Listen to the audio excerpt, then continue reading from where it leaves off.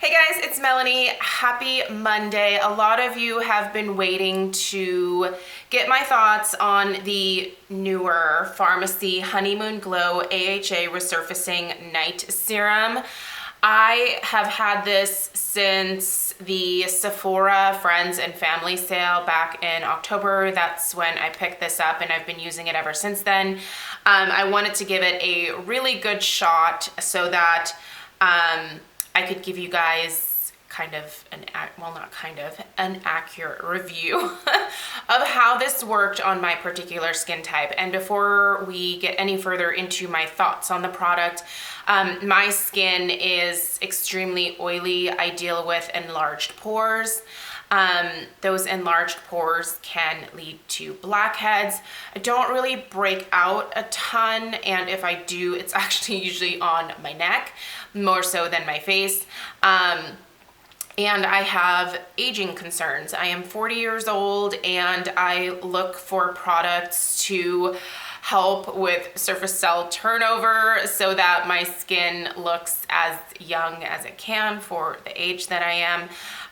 So that's a little bit about my skin type if you are just kind of coming across this video randomly and are not aware of my usual blathering on and on about my oily skin type. So there you have it. So I've been using this for a while now. I'm about a little more than a quarter of the way through the bottle. I have, since starting to use this, sort of put these products to the side. I haven't completely eliminated them from my routine. These two products being similar products to the Farmacy Honeymoon Glow. So the first is the TLC Framboos Glycolic Night Serum. You guys know that I love this. This is something that I have enjoyed for a while now. Also this year I tried the Paula's Choice Resist Advanced Smoothing Treatment 10% AHA. I have done a review of this as well. So I'm gonna kind of compare how these work compared to this towards the latter part of the video, so stay tuned. All right, so let's talk about this particular product. First off, price point is, I would consider this kind of mid-range skincare. I believe it's $58. I do have it pulled up on the website here. Yep, it's $58. This has been getting really, really good reviews. Some of the reviews that I've seen though have said that people with more sensitive skin seem to have a much more of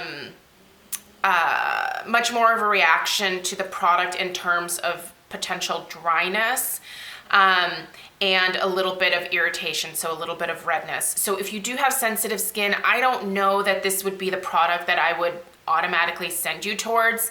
In fact, I don't know that I would actively tell you to go use any kind of super strong AHA or BHA type product. Paula's Choice does have lower percentages of AHA and BHAs, so I would maybe steer you towards that website to kind of do a little bit of research. I've had really good luck with Paula's Choice skincare, so I wholeheartedly basically recommend anything that they come out with. But anyway, so $58 for this. It's definitely a spendy product. You can find this on the Farmacy website. You can find it at Sephora. The reviews are pretty darn good, like I said.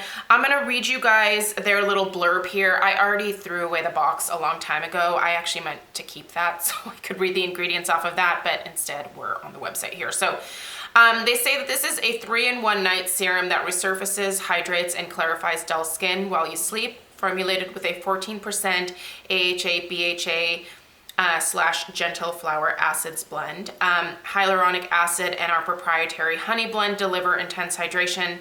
Salicylic acid derived from willow bark helps to minimize the appearance of pores. Honeymoon Glow also helps reduce the look of fine lines and wrinkles and reveals a healthy, more youthful complexion and a natural glow.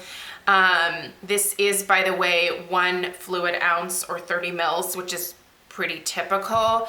The Drunk Elephant is 1 fluid ounce and the Paula's Choice is 1 fluid ounce as well. So in terms of amount of product, packaging is nice. It's glass. I do wish it was kind of more opaque like these two are, but I don't think that there's anything in here that could deteriorate rapidly. Also, I don't have the blinds open in my bathroom ever, so there's not much natural light that gets to this, and the sun just kind of peeked out, so I don't know how washed out I am at this point, but my apologies. So what I was most curious about was what percentage of BHA is in the Honeymoon Glow, because BHA is a very important ingredient for me. If you are new to my channel, I really cleared up the bulk of my blackheads and deal with the sebaceous filaments and stuff that can collect in my pores by using the Paula's Choice BHA 9. So that is a 9% salicylic acid. It's pretty spendy, but it works extremely well for me, so I'm always happy to purchase that, repurchase it time and time again, because it works so well. So the percentage of AHA that is in here is only 1%, which is the same as the Resist Advanced Smoothing Treatment. So this has a 1% BHA in it as well. The TLC Framboos has 2%, which I tend to like a little bit better, because the higher the percentage, the better it is at clearing out my pores. I think that my skin has gotten very used to a higher percentage of salicylic acid, and so I tend to prefer that. I notice the most change in my pores from that.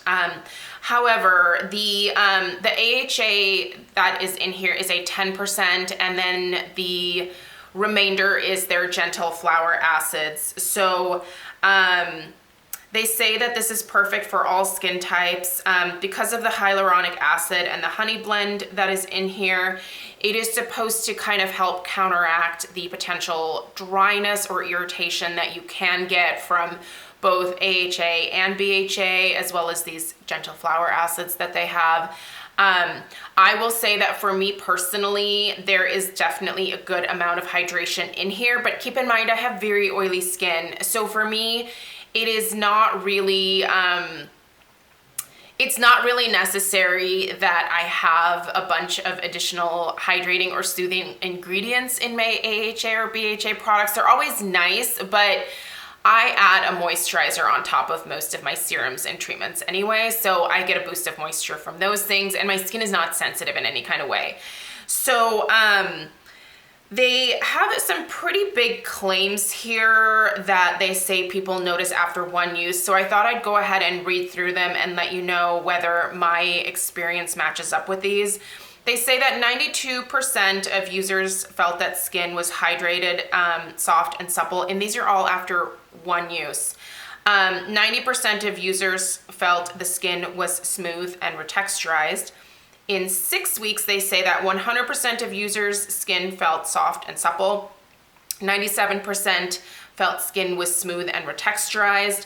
92% felt skin was renewed, hydrated, not dry, or over-stripped. And this was based on a 6-week consumer panel test of women ages 25 to 60. There's pretty good range there, with a variety of skin types, including sensitive skin. So I'm gonna say this. I do think that my skin definitely felt retexturized the first time that I used this. I think it definitely felt more hydrated than when I use either of these two products.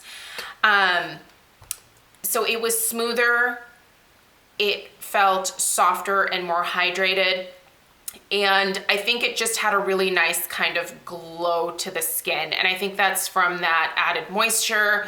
I tend to really like honey as an ingredient, which is why I was originally drawn to the Farmacy line as a whole. I have a few products from them. For example, one of my favorites is the Honey Savior All-in-One Skin Repair Salve. I use this for a lot of things, from like burns to chapped lips, eczema, stuff like that. Works extremely well. I also love their honey mask. That is amazing. That's the very first product that I tried from Farmacy, and it is beautiful. I will link both of those other products down below as well. You can find this, like I said, at Sephora. My Sephora has a decent amount of pharmacy in store, but they don't carry everything.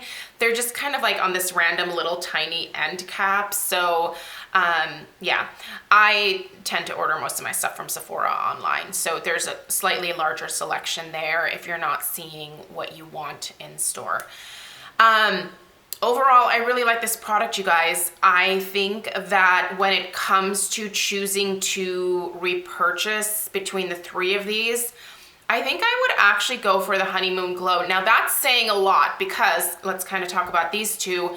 The TLC Framboos is a really big go-to for me because it has the 2% BHA in it, which like I said, I like a higher percentage of BHA. It just tends to work a little bit better, deeper in my pores.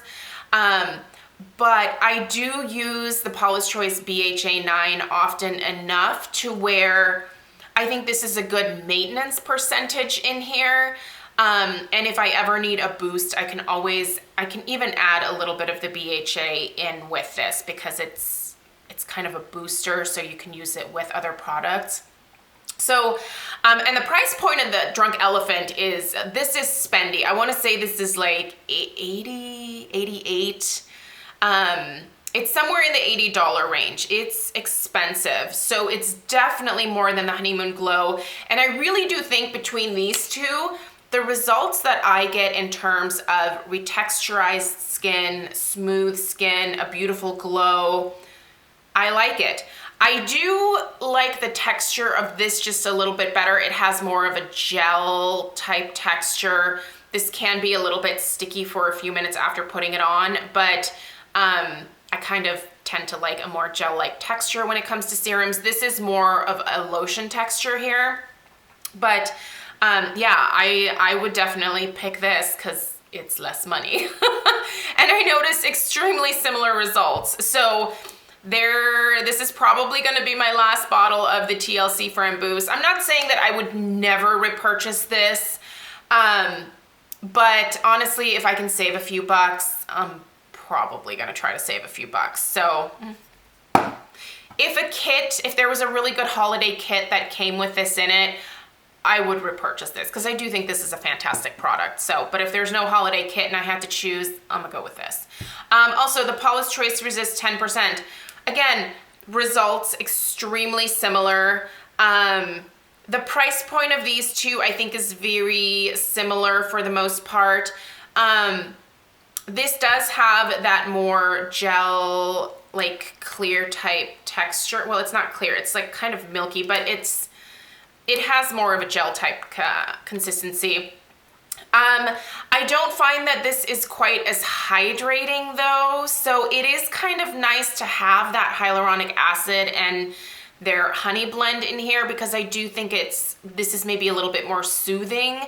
If you did have sensitive skin and you wanted to choose between these two, I would say try the Farmacy because it does have the hyaluronic acid, it does have the honey.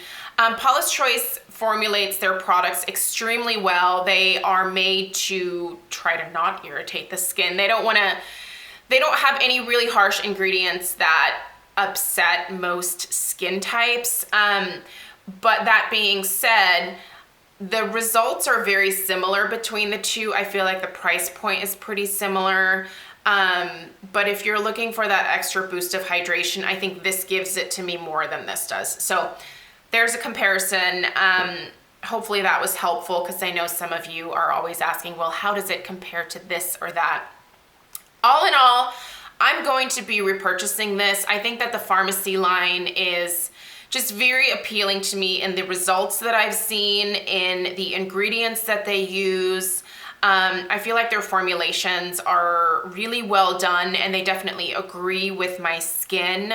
Nothing has ever made me break out or irritated my skin in any kind of way. That being said, I don't have sensitive skin, but I don't notice any excessive dryness from this, and I use it most days out of the week, at least at a minimum every other day. It's a great product, you guys. I think that it's worth checking out. I think the price point is decent. Obviously, we would all love to pay drugstore prices for our skincare, but that is just not going to be the case a lot of times. I like it. Those are my thoughts. I will link this down below for you as well as these other items. Maybe go read up a little bit more about them yourself, see what the reviews are, and see what is the best fit for your skin type. Just because something works extremely well for me doesn't mean it's gonna work for you, because you and I may have totally different skin types. And I always encourage you guys to go look up other people's reviews, go read other reviews on the different websites, read up about the ingredients, see if there's anything in there that is a known irritant to your particular skin type. Just be careful when you're purchasing anything that you are going to be putting on or in your body. Do a little bit of research before you dive in. All right, let me know if you guys have any questions down below. Again, I hope this was helpful. Please subscribe if you are new, and I will see you in my next video. Take care. Bye.